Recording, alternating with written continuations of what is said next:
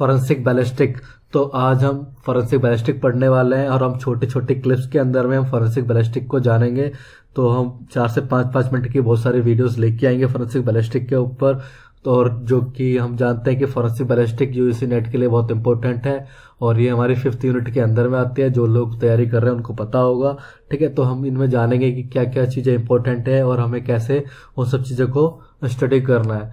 तो welcome to our YouTube channel और हम शुरुआत करते हैं अपने इस वीडियो की with the topic forensic ballistic. तो फॉरेंसिक बैलिस्टिक से पहले हम बात करते हैं बैलिस्टिक्स। तो बैलिस्टिक्स क्या होता है? जैसे कि हम जानते हैं कि जो बैलिस्टिक टर्म है वो फायर आर्म्स को डिनोट करता है, ठीक है। यानी कि जो भी हमारी गन्स होती है वो उस चीज़ को डिनोट करता है।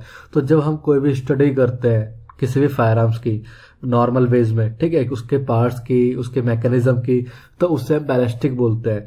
लेकिन जब फॉरेंसिक बैलिस्टिक की बात करते हैं तो it is a branch of science. ये एक साइंस की एक ब्रांच है। जैसे कि हम बात कर रहे हैं फॉरेंसिक साइंस, तो ये ब्रांच ऑफ साइंस है जो कि डील करता है identification and analysis of fire arms, ठीक है। तो जो भी हमारे रिलेटेड मटेरियल्स होते हैं फायर आर्म्स के, वो सब चीज़ों को आइडेंटिफिकेशन करता है, एनालिसिस करती है, ठीक है, और उनको सर्व करती है फॉर द लॉ और to solve a particular crime. अब किस तरह के मटेरियल्स हैं जिनको हम आइडेंटिफाई करते हैं या फिर एनालिसिस करते हैं?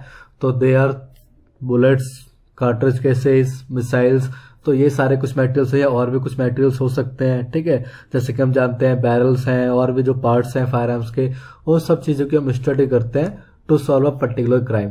तो उसी को हम फॉरेंसिक बैलिस्टिक बोलते हैं। और जैसे कि हम जानते हैं कि जो फॉरेंसिक बैलिस्टिक है उसके लिए कुछ पर्टिकुलर लॉ भी बनाए गए हैं जिन्हें हम आर्म्स एक्ट से डिनोट करते हैं। और आर्म्स एक्ट 1959 में बनाया गया था और उसके अंदर बहुत सारी ऐसी चीज़ें हैं जो कि बताई गई थी कि किस तरह के केसेस एनकाउंटर होने चाहिए या किस तरह के हमें लॉज बनाए गए कि किस तरह से ये इलीगल है, क्या चीज़ कैरी करना इलीगल है। जैसे कि आप सब लोग जानते हैं कि जो संजय दत्त, जो हम सब जानते हैं कि उनके घर में फायर आर्म मिला था, लेकिन ऐसा नहीं है, उनके घर में कोई फायर आर्म नहीं मिला था। एक्चुअली में उनके घर में जो मिला था वो फायर आर्म की स्प्रिंग थी, ठीक है, जो भी AK-47, AK-49 जो भी उनके घर से मिली थी, ऐसा जो बताया जाता है। लेकिन ऐसा कुछ नहीं था, उनके घर से जो मिला था वो एक AK-49 की स्प्रिंग थी। तो स्प्रिंग मिलना भी जो पार्ट ऑफ फायर आर्म है तो वो भी एक इलीगल है किसी के घर से। तो हम ऐसे कोई भी पार्ट भी कैरी नहीं कर सकते हैं इलीगली, ठीक है। हमें उस पास उसका भी कोई लीगल प्रूफ होना चाहिए या फिर एक परमिशन होनी चाहिए, तभी हम उस चीज़ को कैरी कर सकते हैं। तो ये चीज़ें हैं कुछ। तो ऐसे ही कुछ बहुत सारी चीज़ें हैं जो लॉज में बताई गई हैं। धीरे धीरे हम पार्टिसिपेट करेंगे, उनको पढ़ेंगे, उनको जानेंगे क्या चीज़ें हैं। तो हम फॉरेंसिक बैलिस्टिक में अब पहले बात करते हैं कि फॉरेंसिक बैलिस्टिक के जो फादर है वो कौन है।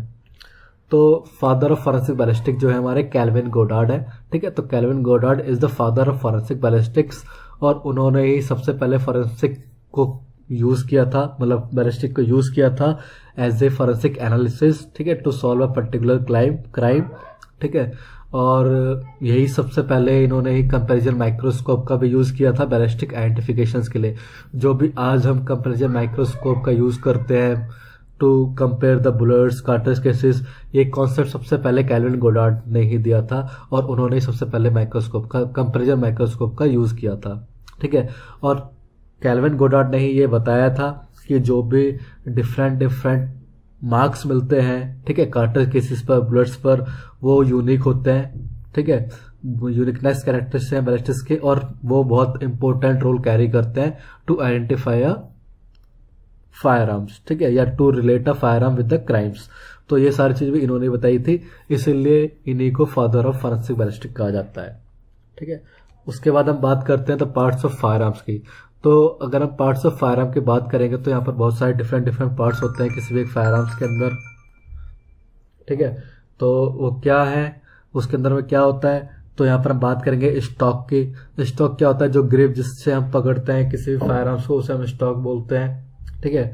उसके बाद रिसीवर्स हैं, इजेक्शन पोर्ट होता है जहाँ से भी जो हमारी एम्प्टी शेल होती है, ठीक, कार्ट्रिज केस होता है, वो एग्जिट करता है। फिर रियर साइट है जो कि पीछे का पोर्शन होता है, उसे हम रियर साइट बोलते हैं। और आगे का जो फ्रंट साइट होता है उसे हम फ्रंट साइट बोलते हैं, जहाँ से मजल एंड भी होता है, जहाँ से हमारी जो फायर आर्म्स है वो जो भी हमारी एम्युनिशन है, लाइव बुलेट है, वो बाहर निकलती है, ठीक है। और जिसके अंदर भी हाउसिंग हो, जहाँ से ट्रैवल करके वो बाहर आ रही है, उसे हम बैरल बोल रहे हैं। और नीचे मैगजीन होती है लोडिंग अनलोडिंग के लिए, ठीक है। ट्रिगर गार्ड्स होते हैं, ट्रिगर होता है, जिसको हम ट्रिगर को पुल करते हैं तो हमारा फायरिंग मैकेनिज्म स्टार्ट होता है और एक सेफ्टी लॉक होता है। Thanks for watching the video. और अभी हम और भी पार्ट्स लेकर आने वाले हैं, तो प्लीज़ वीडियो पर बने रहें, लाइक करते रहें, ठीक है, अपने दोस्तों से शेयर करें